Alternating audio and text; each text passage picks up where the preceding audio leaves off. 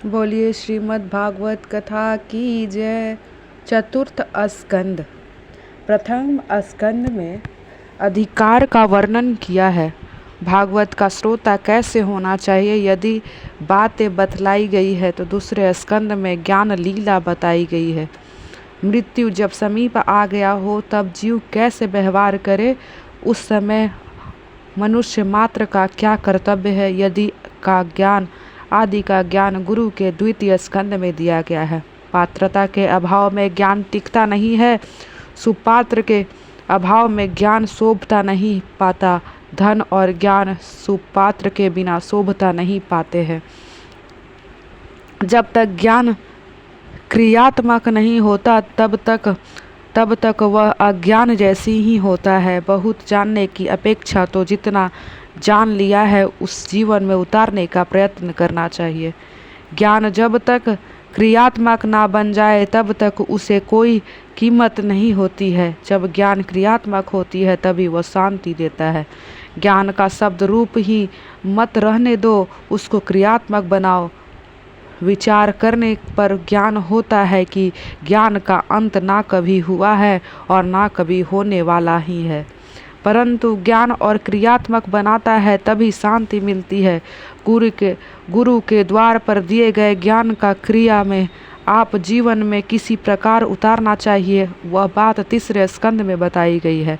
ज्ञान और क्रिया का मधुर मिलन कैसे करना चाहिए, यह बात तीसरे स्कंद में बताई गई है। कपिल अर्थात जो जितेंद्र हैं वही ज्ञान को पचा सकता है। विलासी जन ज्ञान का अनुभव नहीं कर सकते। वेदांत ज्ञान का अधिकार सबको नहीं है। वेद ज्ञान का अधिकार विरक्त को ही है। वेद का संहिता भाग मंत्र रूप है। ब्राह्मण संहिता का भाष्य है। अरायणक में उपनिषद आए हैं। अत्यंत सात्विक जीवन बिताने वाला ऋषि जो चिंतन करते हैं वह उपनिषद है, वही वेदांत है। देव का अंत ही वेदांत है। अंत का अर्थ है समाप्ति। वेद का समाप्ति उपनिषद है। वैराग और संयम के अभाव में ज्ञान पचता नहीं है। उस ज्ञान को जीवन में उतारना भक्ति में जीवन बिताने वाले जन बहुत ही विरल है। ज्ञान प्राप्त करना हो तो सरस्वती के किनारे रहना पड़ता है। कदम होना पड़ता है, और कदम बनोगे तो आपकी बुद्धि देवहूति बनेगी। अर्थात यदि आप जितेंद्र बनोगे कि आपकी बुद्धि निष्काम बनेगी, ज्ञान सिद्धि होगी। ज्ञान के सिद्धि होने के बाद पुरुषार्थ सिद्ध होगा। अंत में चौथवें स्कंद में ऐसे 4 पुरुषार्थ की कथा कही गई है। तृतीय स्कंद में सर्ग लीला की थी और चौथे स्कंद में विसर्ग लीला है। पुरुषार्थ 4 है, धर्म अर्थ काम और मोक्ष। अर्थात चौथे स्कंद में 4 प्रकरण है, धर्म अर्थ काम और मोक्ष। धर्म प्रकरण में 7 अध्याय है। 7 प्रकार की शुद्धि पर धर्म की सिद्धि होती है। देश शुद्धि, काल शुद्धि, मंत्र शुद्धि, देह शुद्धि, विचार शुद्धि, इंद्रिया शुद्धि और अंत में द्रव्य शुद्धि। अर्थ प्रकरण में 5 अध्याय है, जो यह बताता है कि अर्थ की प्राप्ति 5 साधनों से होती है। अर्थ की प्राप्ति के 5 साधन ये है: माता पिता का आशीर्वाद, गुरु कृपा, उधम और प्राबंध है और प्रभु कृपा। इस 5 प्रकार के साधनों को ध्रुव को अर्थ की प्राप्ति हुई थी। काम प्रकरण में 11 अध्याय हैं। यह अध्याय यह बताता है कि काम इंद्रियों से बसा हुआ है। 5 इंद्रिया, 5 कामेंद्रिया और 11 मन। 11 ठिकानों से में काम बसता है। रावण के 10 मस्तक थे, अतः रावण अर्थात काम इंद्रियों में बसा हुआ था। जो सबको आनंद तो देता था वह राम, और जो उसका रुलाता है वह रावण है। काम जीवन मात्र को रुलाता है। काम मन में से जाता नहीं है। यदि विद्य रूप है, मन में काम आँख और द्वार पर प्रवेश करता है। इसीलिए आँखों में रावण काम को मत आने दो। राम जैसे निराकारी बनोगे तो रावण अर्थात काम मरेगा, काम मरेगा तो राम मिलेंगे। मोक्ष प्रकरण के 8वें अध्याय है। महाप्रभु जी ने कहा है कि प्राकृतिक के 8 प्रकार है। प्रभुरा पोलो वायु खा भनु विद्या च अहंकार इत पृथ्वी जल अग्नि वायु आकाश मन बुद्धि और अहंकार।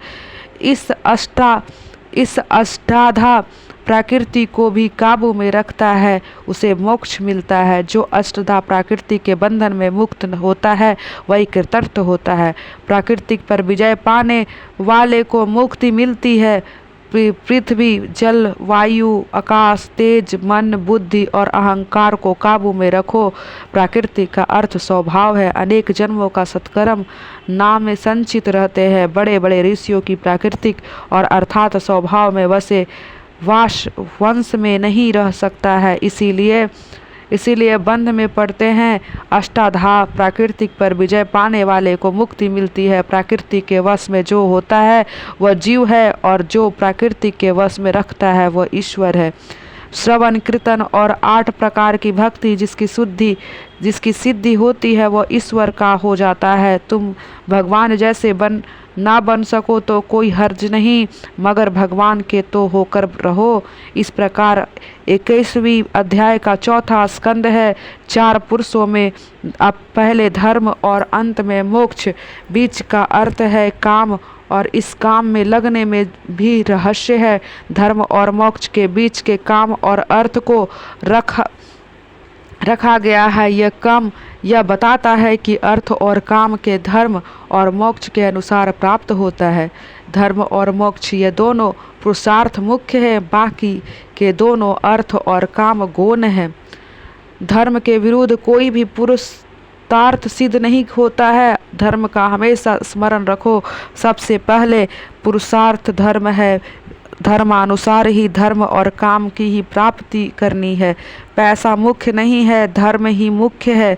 मानव जीवन में धर्म ही प्रधान है। धन से सुख नहीं मिलता, सुख मिलता है अच्छे सत्कर्म से और अच्छे संयम और सदाचार से। प्रभु भक्ति से और त्याग से सुख मिलता है। धर्म से धन नहीं कभी भी नष्ट नहीं हो सकता है। धर्म इस लोक और परलोक में सुख देता है। मरने के बाद धन नहीं साथ जाता, धर्म ही साथ जाता है। अतः धन से सर्वश्रेष्ठ धर्म है। जब से लोग धन से सर्वश्रेष्ठ धर्म है। जब से लोग अर्थ का महत्व देने लगे हैं तब से जीवन बिगड़ता चला गया है। स्वामी शंकराचार्य जी ने एक जगह अर्थ का अनर्थ कहा है। अर्थ अनर्थ अभाव नित्यम। जब मनुष्य धर्म को धन से विशेष समझता है तब वो जीवन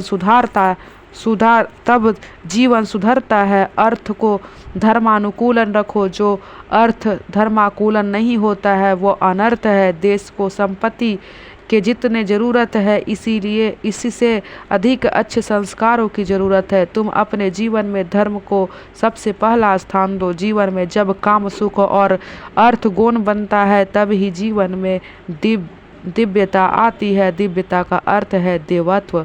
धर्म की गति सूक्ष्म है। धर्म भी अनेक बार अधर्म बन जाता है। सद्भावना के अभाव में किया गया धर्म सफल नहीं होता है। सत्य का अर्थ है ईश्वर। ईश्वर का भाव जो मन में प्रत्यक्ष सिद्ध करे उसी का धर्म पूर्णतः सफल होता है। मनुष्य के शत्रु बाहर नहीं है, वे तो मन के अंदर ही है। अंदर के शत्रु को मारोगे तो जगत में तुम्हारा कोई शत्रु नहीं रहेगा। कर्म क्रिया सद्भाव के बिना सफल नहीं होती है। जगत के किसी भी जीव के प्रति कुभाव रखोगे तो वह जीव तुम्हारे प्रति कुभाव ही रखेगा। सभी क्षेत्रों में क्षेत्रज्ञ ज्ञान रूप में परमात्मा बसे हुए हैं, इसीलिए किसी भी जीव के प्रति कुभाव रखना ईश्वर के प्रति कुभाव रखने के बराबर है। शास्त्र में तो यह तक कहा गया है कि किसी भी जीव के साथ तो क्या किसी भी जड़ पदार्थ के साथ भी कुभाव नहीं रखना चाहिए। कहा गया है शुद्ध हृदय सर्वभूतानम, अर्थात ऐसे नहीं कहा गया है कि शुद्ध हृदय यानी कि सर्व जीवनम।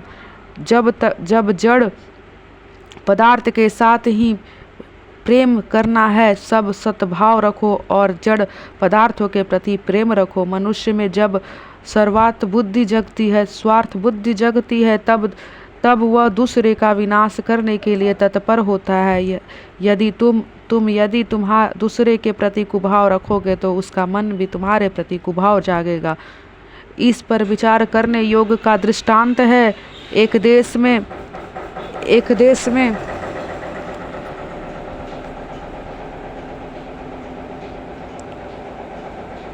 देश में राजा और नगर सेठ गढ़ा मित्र थे।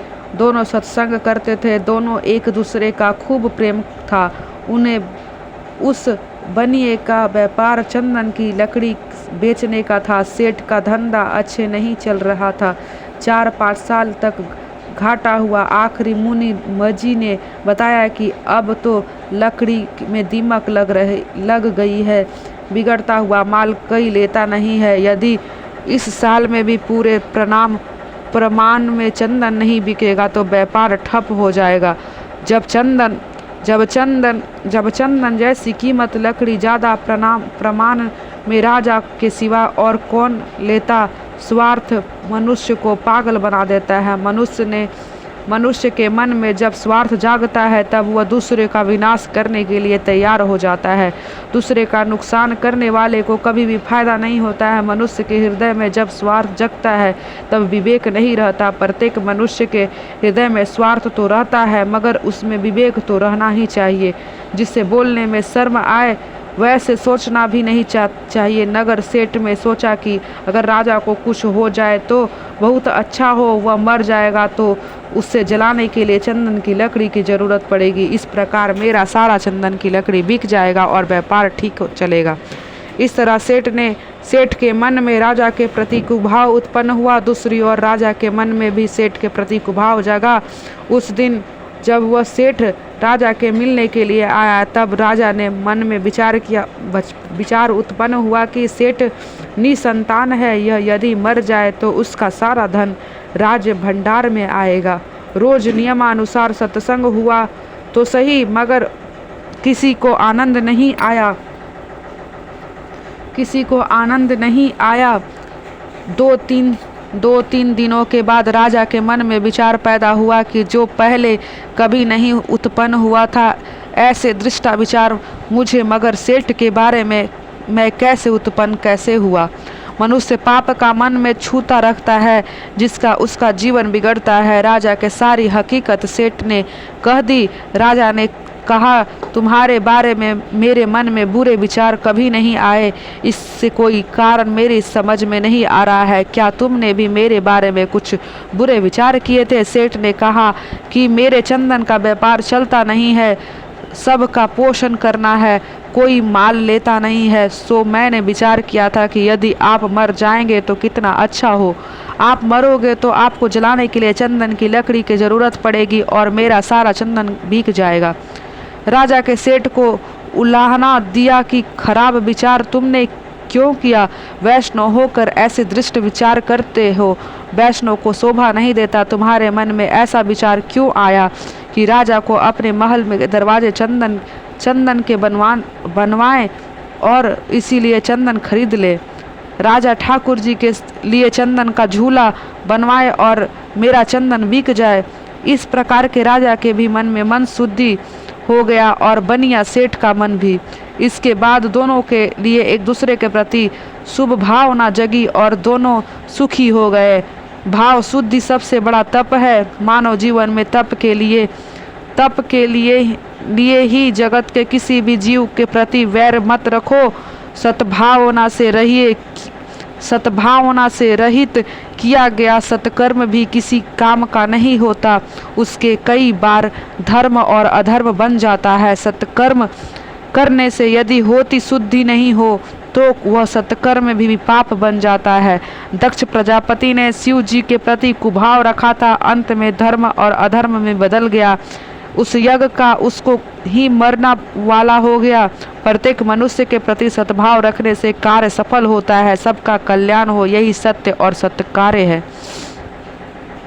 सत्यम भूत हितम परोकतम अर्थात अनेक में एक का दर्शन करने से ही सबका उत्तम है। एक ब्राह्मण यदि रास्ते में किसी स्त्री को देखकर उसमें लक्ष्मी की भावना करेगा तो उसे उस स्त्री में बसे हुए अंतर्यामी ईश्वर उसकी आशीर्वाद देंगे, जबकि एक कामी पुरुष कुभाव से उस स्त्री को देखेगा तो उस स्त्री में बसा हुआ परमात्मा उसे श्राप देगा।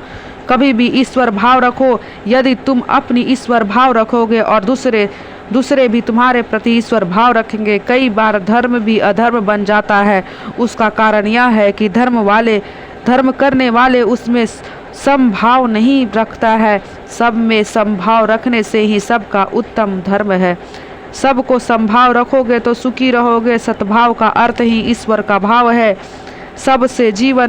सब में ईश्वर का भाव रखता है, कुछ सुखी होता है, उसका धर्म भी सफल होता है। किसी भी जीव को कुभाव रखने वाले को धर्म सफल नहीं होता है। महाभारत में हम देखते हैं कि श्री कृष्ण कई बार अधर्म करते हैं, किंतु उनके मन में सबके लिए सद्भाव ही होता है, इसीलिए उनका धर्म भी धर्म, अधर्म भी धर्म बन जाता है। सबको सद्भाव रखकर किया हुआ धर्म भी धर्म बन जाता है। महाभारत में कर्ण पर्व में और द्रौपदी पर्व में इसी विषय का दृष्टांत मिलता है।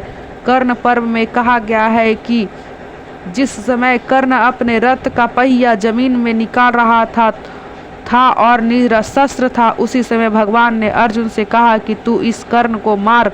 कर्ण कहता है, युद्ध शास्त्र का नियम है कि जब शत्रु निशस्त्र हो तो उस समय उस पर प्रहार ना करो। अंततः अर्जुन को मुझ पर प्रहार नहीं करनी चाहिए। तो तब श्री कृष्ण कर्ण को कहते हैं कि कर्ण, तुमने आज तक धर्म का कितना पालन किया है, तुमने स्वयं भी धर्म का पालन किया नहीं है और दूसरे को धर्म पालन करने का उपदेश दे रहे हो।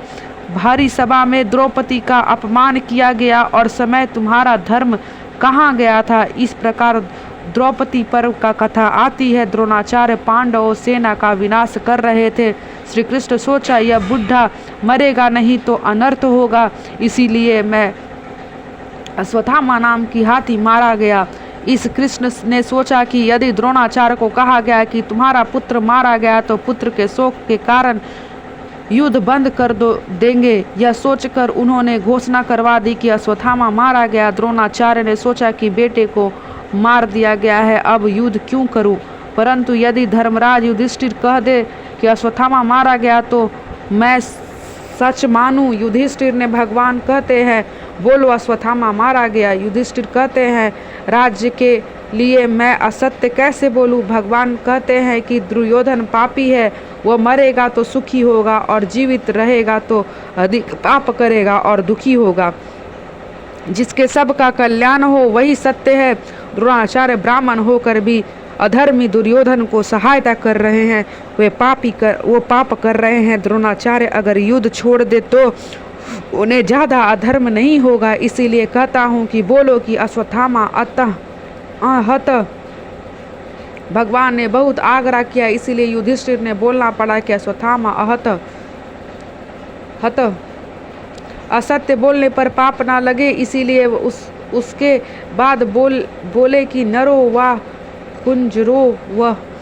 परंतु यह अंतिम शब्द किसी को सुनाई दे इससे पहले प्रभु ने जोर से शंख नाद कर दिया। अंत में शब्द किसी को सुनाई नहीं दिया। दक्ष प्रजापति के यज्ञ धर्म शिव जी के प्रति कुभाव रखता कारण अधर्म बनकर उसके ही मारने वाला बना।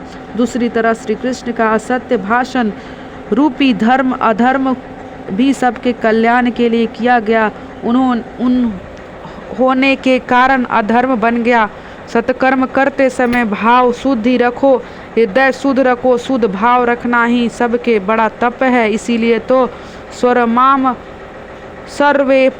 सर्वेशाम अविरोधन ब्रह्म कर्म संस्कर्वे, अर्थात यह मंत्र बोलकर प्रत्येक सत्कर्म का प्रारंभ किया जाता है। सबके प्रति सद्भाव रखो, सबको सद्भाव से देखो। सद्भाव के बिना किसी भी किया हुआ सत्कर्म सफल नहीं होता है। मैत्रेय जी ने कहते हैं, मनु भगवान के यहाँ 3 कन्याएं हुई, इस आकृति, दूसरी देहूति और तीसरी प्रसूति। देहूति की शादी कदम्ब के साथ हुई थी, उससे 9 कन्याएं हुई थी। उन 9 कन्याओं का विवाह 9 ब्रह्म ऋषियों के साथ हुआ था। प्रसूति का विवाह दक्ष प्रजापति के साथ हुआ था। यह सब कथा कह चुके हैं। अब इन कदम की कन्याओं के वंश का वर्णन करता हूँ। मारीची और कला के यहाँ कश्यप और पूर्णिमा नाम के 2 पुत्र पैदा हुए। अत्रि की पत्नी अनसुईया ने यहाँ दैत्यात्रेय, दुर्वासा और चंद्रमा नाम के 3 पुत्र हुए। वे अनुक्रम के विष्णु, शंकर और ब्रह्मा के प्रयांस के उत्पन्न हुए हैं। बोलिए श्रीमद् भागवत कथा की जय। श्री राम जय जय राम, श्री राम जय जय राम, श्री राम जय जय राम, श्री राम जय जय राम, श्री राम जय जय राम, श्री राम जय जय